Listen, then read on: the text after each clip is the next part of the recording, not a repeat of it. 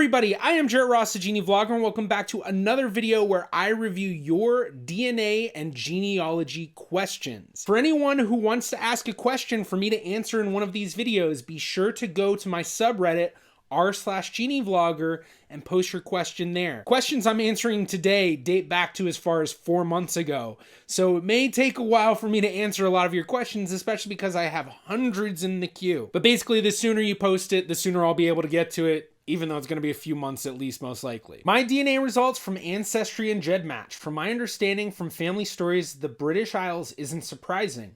From my half-aunt on my paternal side, the Norwegian isn't surprising considering their mother. My paternal grandmother was half Norwegian via her father. England, Northwestern Europe, 62%, 11% Wales, 10% Ireland, 9% Norway, 8% Scotland.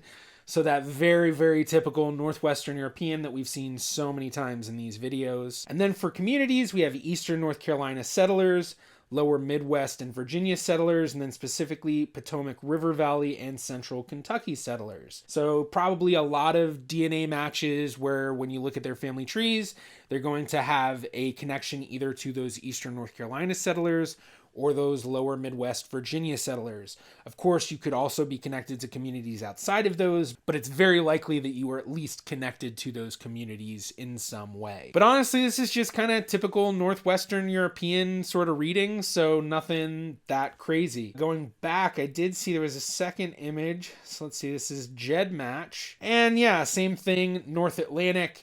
Here they're giving you Baltic readings, so for anyone that doesn't know Baltic, that's Estonia, Lithuania, Latvia. Technically, you can kind of put Finland, Sweden, Norway in there, kind of, not really. Depends on the test and how they're defining population groups. But also here we have West Mediterranean, 15.9%, West Asian, 7.69%, East Mediterranean, 4.4%, Red Sea, 0.99%, Siberian, 0.24%, Amerindian, 0.81%, and Sub-Saharan, 0.48%. For GEDmatch, and I believe that this is the Eurogenes K13, their admixtures are not really that reliable, I guess you could say. For one, a lot of them are extremely outdated and they don't get updated with new studies. You know, a lot of people will go into GEDmatch, and I like to call it find your ethnicity or choose your ethnicity, because you just go through the different calculators and you keep putting your kit through the different ones and they'll give you slightly different readings. And for some people, they keep going through it until they find the one that, oh, that fits my idea of me better. And honestly, for a lot of the admixtures on GEDmatch, they just aren't as strong or as reliable as a lot of the admixtures you would get through the major tests like Ancestry, Family Tree, 23andMe, MyHeritage. Granted, some of those companies have their own issues with their admixtures, but for a lot of them, at the very least, you can go and see their white paper and where they're getting it from. For some of the GEDmatch admixtures, they do have blogs and stuff that are written about it. For a lot of them, when you go and read it, you'll notice the blog posts are from like 2012, 2013, 2014, like really, really old. I mean, some are more recent than that, but a lot of these admixtures on GEDmatch aren't quite as reliable. So like these small readings of Sub-Saharan and Amerindian and Siberian and Red Sea, I mean, I kind of doubt that that really is there. More than likely, this person really is just full-on Northwestern European. Granted, maybe there is something that they are picking up on that isn't being picked up on otherwise, but it's very, very doubtful. I don't think there really was a question with this one, so on to the next one. Sami or no Sami? Enclosed is results from DNA match with my niece, where we have 24.5% shared DNA. As you can see, we don't match much on ethnicity except for Finnish. I assume they mixed up on Scandinavian and English, but as my own research matches decently with my DNA results, I will guess it's her results who is wrong. Her Mizrahi Jewish is likely from her father's side, my sister's husband, as he is Jewish, and from what we know, have his roots from Balkan and Greece. She also got Balkan in her results, and guess it confirmed that he is right about his roots.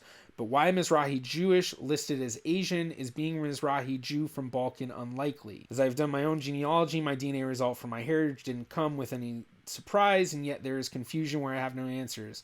That is because I and my ancestors came from northern Norway, a region where Norwegians and Sami people pretty much live side by side for the last 1,000 years, and I found a few Sami people on both my father and mother's side. The problem is that no DNA company has Sami as an own ethnicity, and when looking at some videos of Sami people getting their DNA results, they look to always get their results in 3 ethnicities. 2/4 Finnish, 1/4 Central Asian, and 1/4 Inuit. An example of such videos from my Heritage Own video where the last guy tested claims to be Sami. To making fusion even bigger, I do know that a few of my ancestors were Finnish immigrants, and when using my own research, it should be around 4 to 6% Finnish, but could be more as I have 2 ancestors who are orphans without trace of their parents. So how can I know if the Finnish, Central Asian, and Inuit is what is said or is Sami? This goes to all those Americans who get such a result as well, as there actually was a rather high number of Sami people who emigrated to the US. Now, I'm really not familiar with the Sami people or DNA related to them, so we're just going to jump in and see. So hopefully I can kind of give some answers. So starting out, I believe we have the poster on the left and then Nice on the right. We see North and West European. They share Finnish, 10.1%, and then 5.7%. Eastern European, 11% and 12.3%, although both coming from different spots. And then for East Asia, we see 1%, 1.9%, although nothing over the Eskimo Inuit. And then for the Asian, poster's getting nothing, and Nice is getting 23.1%. For the second image, this is our poster's full results. Scandinavian, Finnish, I think that's Irish, Scottish, and Welsh. Baltic, Central Asia, Eskimo, Inuit. So back to the question. So how can I know if the Finnish, Central Asian, and Inuit is what's said or is Sami? To be honest, I am not quite sure. More than likely, it would really rely on your DNA matches. I mean, if you're finding DNA matches where they have known Sami ancestry, which I believe you do indicate you get that for both your mom and dad's side. Yeah, and I found a few Sami people on both my father and mother's side. So it is certainly possible some of this could maybe represent Sami ancestry. But that is the thing about admixtures. You never really know 100% for sure, especially with these ancestries that are very mixed. You need to use that admixture with your matches. So if you are getting this admixture of Finnish, Central Asian, Inuit, we have the Finnish 10%, Central Asian 2.3%, and the Inuit 1%. Well, if you add all of those together, 3.3% and then 10.1%, you're looking at about 13.4%. And so you'd be looking at the equivalent of a great-grandparent who would have been full Sami, assuming that all of that percentage comes from a specific Sami ancestry. Now, it is certainly possible that it is just representative of that you have Finnish ancestry, you have Inuit ancestry, and you have Central Asian ancestry, but it's just that it's possible either way. So it's the same thing as if someone who was from South America did a DNA test, they're probably going to get a very similar admixture result as they would for someone from Puerto Rico. So you get someone from Puerto Rico to do a DNA test, and you're probably going to get some European ancestry, you're probably going to get some African ancestry, you're probably going to get some Native American ancestry. But when you look at the genetic matches connected to it, you're going to constantly see those Puerto Rican connections. And then same thing with someone from South America. It's very likely that someone from South America will get that European, get that Native American, and possibly that African, especially depending on where they're coming from. The big thing that would be able to tell someone with Puerto Rican ancestry apart from someone with South American ancestry will be those closer genetic matches. And as for the questions about the Mizrahi Jewish, but why Mizrahi Jews listed as Asian? Well, the reason is because Mizrahi Jews are connected to areas which are in the Middle East pretty much, and the Middle East is Western Asia, so that's why they would be considered Asian. But I do not specialize in Mizrahi Jewish ancestry. My specialty is Western Sephardic Jewish ancestry, which is the Sephardic Jews that left Portugal in the 16th century and then traveled to places like Livorno and Amsterdam and London and Hamburg, and then places in the New World such as Jamaica, Curacao, Suriname, and the US. On to the next one. My heritage versus ancestry questions. Now this poster kind of posted things a little oddly, and I have to give a big shout out to Go Veer and Buxus. I hope I pronounced those right. Both of you made this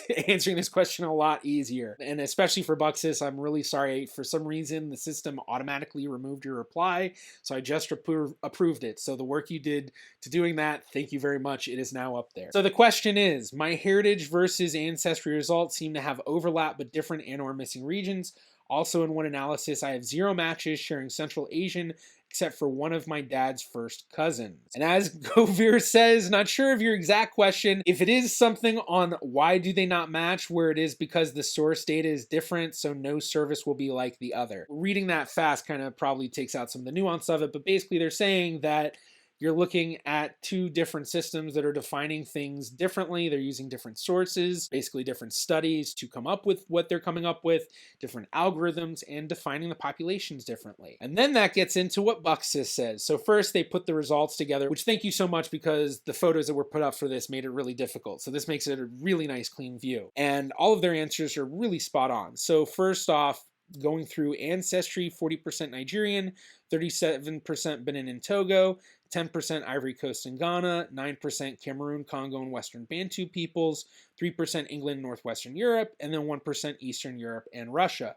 For my heritage, 70.1% Nigerian, 11.5% Kenyan, 6.8% Sierra Leonean, 6.6% West African, 3.3% Scandinavian, 1.7% Central Asian. And I'm just going to go through what Buxis says because I think they had a great answer. Starting out, Ancestry is distinguishing Benin and Togo from Nigeria, but MyHeritage groups them as Nigerian, which makes a lot of sense. You look at that 37% and 40%, lump it together, that's 77%, not quite 70.1%. So a lot of that they're defining as Nigerian, but some of that they're defining as something else. Then we see MyHeritage, Western African and Sierra Leonean looks to correspond to Ancestry's Ivory Coast and Ghana and Cameroon, Congo, and Western Bantu peoples. And that's probably right. There's probably kind of a lot of little overlap with a lot of these different African areas, but a lot of this really is just coming down to the companies defining things differently. Then we have the MyHeritage Kenyan would correspond to Eastern Bantu peoples on Ancestry, which suggests at least some of this is being assigned to the Cameroon, Congo, and Western Bantu peoples group on Ancestry. Most likely big chunks of it being assigned to a different group, but you also have little chunks that would be defined specifically in Ancestry being split up into different population groups in MyHeritage. Then lastly, the European and Asian groups look to be large areas on both and probably correspond, which I think is correct. England, Northwestern European versus Scandinavian. Scandinavian is pretty common among Northwestern Europeans, and so that makes a whole lot of sense. And then Asian, for one group it's Eastern Europe and Russia, the other it's Central Asian.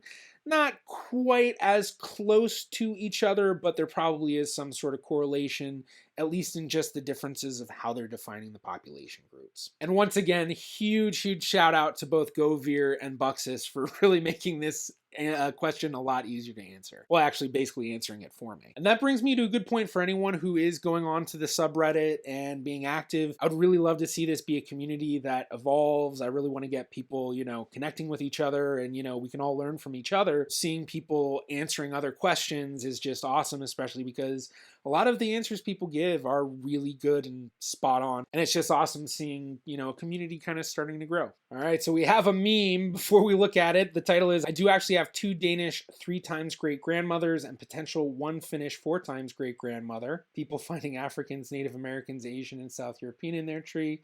Me finding only Swedish ancestors in Gothenburg area, but still happy because good free records. It's actually funny. I've had a lot of people tell me that I look like that guy. I forgot what his name is or the meme name, but I've had a few people who've said that I basically look like a young version of him. Asian DNA test. My girlfriend is Asian, North Vietnam and South China, and I wanted to make her a DNA test as a gift, but I wanted to buy one from an Asian company. I only found WeGene, but I wanted to know if there is others out there, plus the WeGene don't sell tests right now. And here we have another question with a lot of great answers from all sorts of people, listing a lot of the companies that we've seen in a lot of the reactions I've done over the time doing my reactions. For one, they mentioned WeGene, but a big one that I saw a lot was 23 Ma Fong. Then we also have Circle DNA, which is based in Singapore, and Gene Life, which is based in Japan. Now, I'm not quite familiar if there are others, but those are the big 4 that I know of and that I have seen at least in the DNA testing results. And they definitely give a much more nuanced admixture than what you'll find with any of the American-based, well, American Israeli-based companies. You know, you have Ancestry, MyHeritage, 23andMe, Family Tree DNA. They're not quite as nuanced for the Asian results as these companies are. Now, I don't know if there's one that I would recommend over the others, because my only experience really with any of these Asian-based DNA tests is the reactions I've done to them. I haven't actually worked with anything from any of those sites specifically. With that, I don't know about any limitations of which companies will ship where, or if there's, you know, any specific places they won't ship to. But I do know that there are at least a few of these where people in America have done the test. So you should be able to find something, assuming that you're in America. And if anyone would like to check out one of the videos that I reacted to, which took one of these Asian-based tests, be sure to check that out right here. And if you enjoyed this video, please be sure to give it a thumbs up. That really does help me out. If you'd like to subscribe, you can click right about here. It's completely free to do so. And you can also follow me on Facebook, Twitter, or Instagram. I'm the Genie Vlogger. See you in my next video.